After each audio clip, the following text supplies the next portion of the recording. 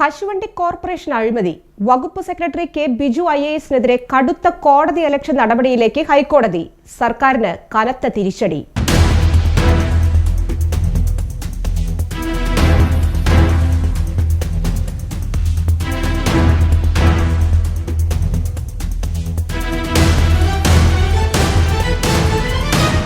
കശുവണ്ടി വികസന കോർപ്പറേഷനിലെ അഴിമതി കേസുമായി ബന്ധപ്പെട്ട് സംസ്ഥാന സർക്കാരിനും ഉന്നത ഉദ്യോഗസ്ഥ സംവിധാനങ്ങൾക്കും കനത്ത പ്രഹരമേൽപ്പിച്ച് ഹൈക്കോടതിയുടെ അതിരൂക്ഷ വിമർശനം.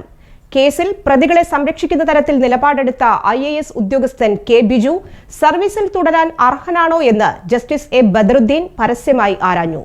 നീതിന്യായ വ്യവസ്ഥയെ പരസ്യമായി വെല്ലുവിളിക്കുന്ന രീതിയിലുള്ള അതീവ ഗുരുതരമായ നടപടികളാണ് ഉദ്യോഗസ്ഥന്റെ ഭാഗത്തു നിന്നുണ്ടായതെന്നും ഈ വിഷയത്തിൽ ശക്തമായ കോടതിയലക്ഷ്യ നടപടികളുമായി മുന്നോട്ടു പോകുമെന്നും കോടതി വ്യക്തമാക്കി. കോടതി നടപടികളിൽ സാധാരണയായി കാണാത്ത വിധം ഏകദേശം 25 മിനിറ്റോളമാണ് സിംഗിൾ ബെഞ്ച് ഈ ഉദ്യോഗസ്ഥനെതിരെ കടുത്ത പരാമർശങ്ങൾ നടത്തിയത്. ഇത് സംസ്ഥാന ഭരണകൂടത്തെയും IAS ഉദ്യോഗസ്ഥ ലോബിയെയും ഒരുപോലെ പ്രതിരോധത്തിലാക്കിയിരിക്കുകയാണ്. കേസിലെ പ്രതികളെ സഹായിക്കാൻ വേണ്ടി കശുവണ്ടി corporation secretary K Biju IAS ബോധപൂർവം ഇടപെട്ടുവെന്ന ശക്തമായ സംശയമാണ് ഹൈക്കോടതി പ്രകടിപ്പിച്ചത്. വിവാദമായ സർക്കാർ ഉത്തരവ് ഉദ്യോഗസ്ഥൻ സ്വയം തയ്യാറാക്കിയതാണോ എന്ന് കോടതി പരസ്യമായി സംശയിച്ചു. കേസിലെ പ്രതികൾ എഴുതിക്കൊടുത്ത കാര്യങ്ങൾ അതേപടി ജിയോ നമ്പർ ഇട്ട് ഉത്തരവായി ഇറക്കുകയായിരുന്നുവെന്ന് വേണം കരുതാനെന്നും ജസ്റ്റിസ് എ ബദറുദ്ദീൻ വാക്കാൽ പരാമർശിച്ചു. ഇത്രയും വലിയ നിയമലംഘനം നടത്തിയ ഒരാൾ ഇപ്പോഴും എങ്ങനെയാണ് ഉന്നത സർവീസ് പദവിയിൽ തുടരുന്നതെന്നും കോടതി ചോദിച്ചു. പ്രോസിക്യൂഷൻ അനുമതിയുമായി ബന്ധപ്പെട്ട ഈ സർക്കാർ ഉത്തരവ് ഔദ്യോഗികമായി പുറത്തു വരുന്നതിന് മുൻപ് തന്നെ പ്രതികളുടെ കൈകളിൽ എത്തിയതിനെയും കോടതി രൂക്ഷമായി വിമർശിച്ചു.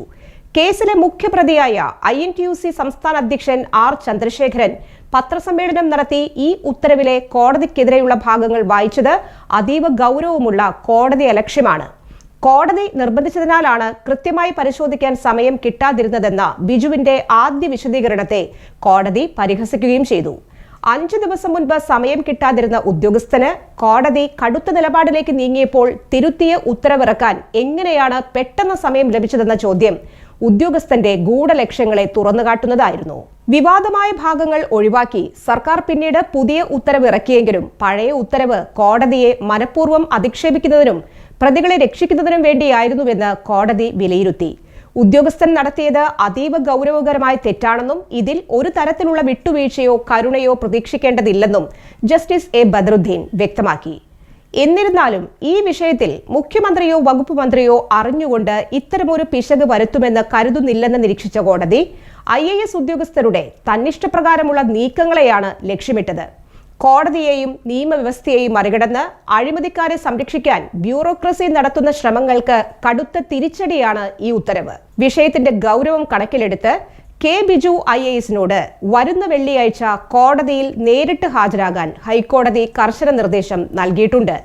കോടതി അലക്ഷ്യ നടപടികളുമായി കോടതി മുന്നോട്ടു പോയാൽ അത് ഉദ്യോഗസ്ഥന്റെ കരിയറിനെ മാത്രമല്ല സർക്കാരിന്റെ പ്രതിച്ഛായയെയും വരും ദിവസങ്ങളിൽ കൂടുതൽ പ്രതിസന്ധിയിലാക്കും.